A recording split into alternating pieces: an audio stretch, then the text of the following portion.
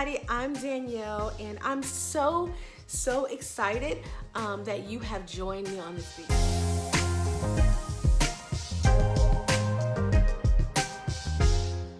Okay, today I also want to talk about how to get over an ex. So I also on this channel will be talking about relationship advice and tips.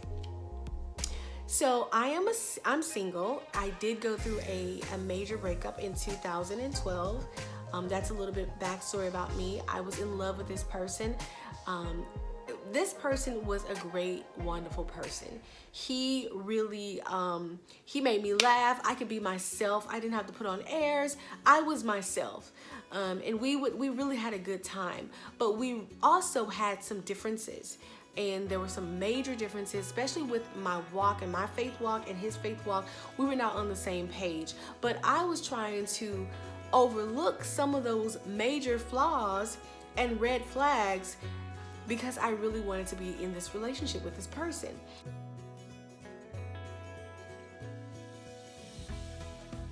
But you know what? How many of you guys can relate to this story? How many of you guys did this before? And trust me, sometimes you can even hear God tugging in your heart saying, this is not it, this is not the one, and you kind of like ignore it. You make your own excuses up and you believe your own lie. And I'm telling you, that could be so dangerous. It could be so, yeah, that was a great word for it, dangerous, because I experienced such a heartbreak. And it was a rough relationship because maybe not for other people. I only can speak for myself. When I did things my way instead of God's way, everything turned out wrong. I ended up, like I said, having a baby in this relationship with this guy. I ended up going as far as being 7 months pregnant, and I ended up losing the baby. The baby was healthy. Now, mind you, that was in 2009, and in 2012 is when the relationship ended. My heart was really broken. I can really say this time in 2012, I've been through relationships. I had been through challenging relationships before because I was a mother of 3 before entering into this relationship in 2007. So, and my kids were much younger then. So I've been through some things. And so this time in 2012, I said no more doing things my way. It was doing things God's way or the highway.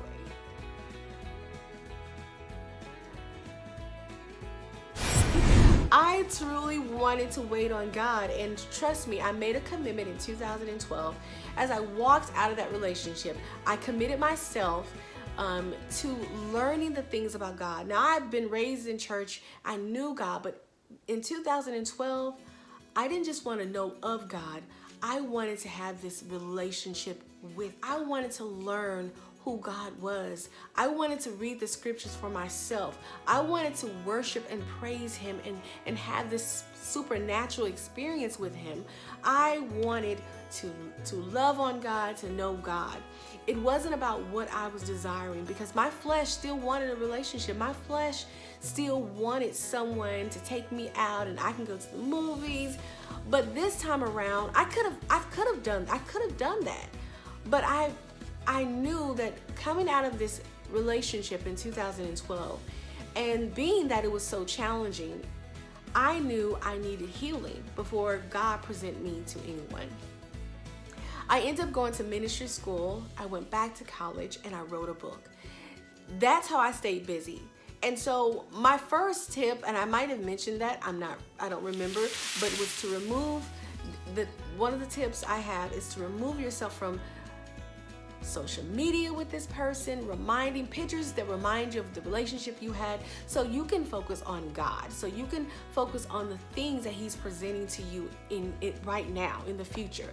The next tip I have is called prayer.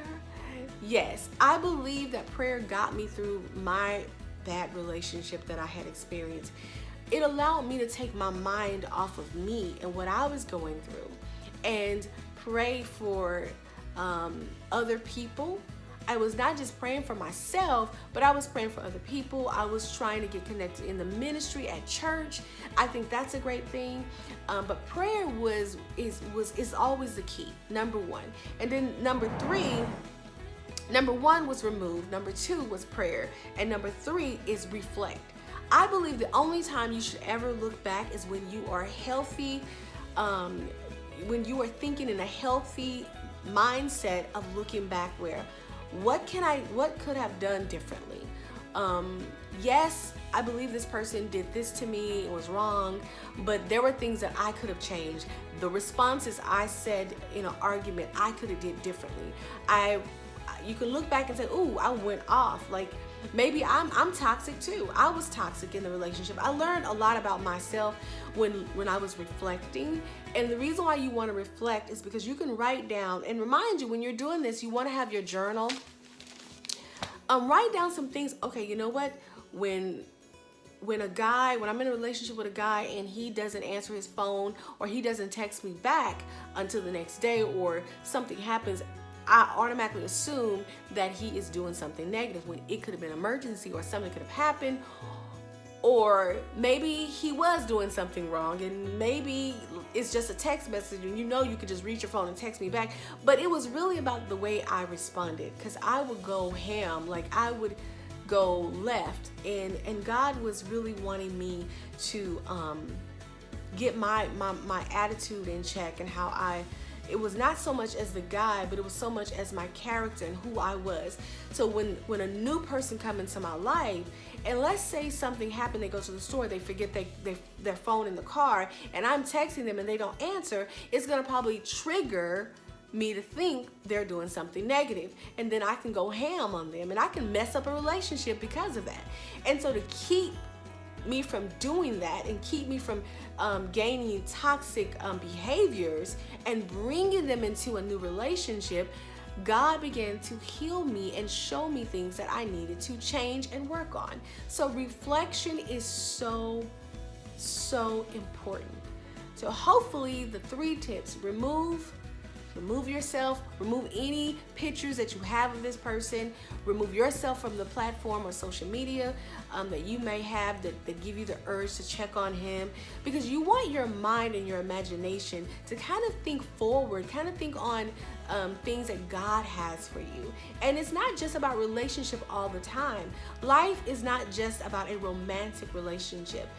What about your best friend? Have you been practicing being a good friend to somebody? If you have kids, give them more of your time, so you can kind of balance out your life than being so consumed with wanting and desiring to be loved by a romantic person in your life. Sometimes I think we make relationships and marriage so big, and God is like, you want to be married, but you're not even dedicated in being a great sister to somebody, or a great, you so busy focused on trying to love somebody, but you don't even know how to love.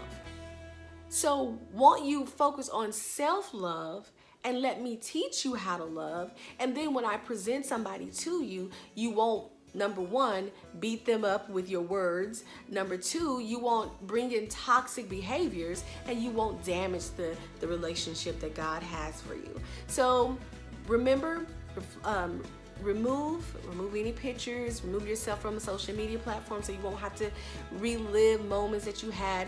Number two, pray.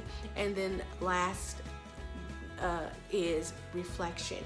Make sure you have a journal that you can write down things. And like I just said, write down things about yourself that you can work on and pray about, and ask God to help you heal.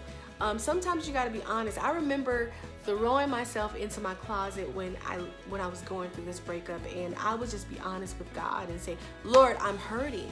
This hurts. Yes, I know He's not for me, but I'm hurting.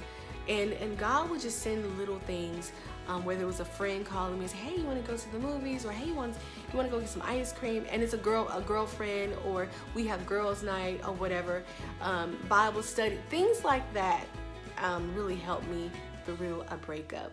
If you have any questions, please inbox me.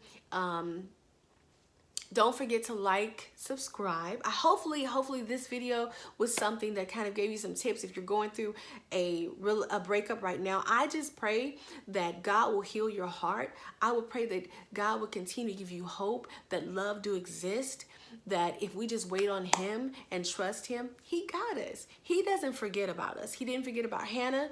Remember when Hannah was wanting a baby? He didn't forget about Hannah. He gave her a baby. When Abraham's wife Sarah, when she laughed because she thought she was too old, but he blessed her womb as well.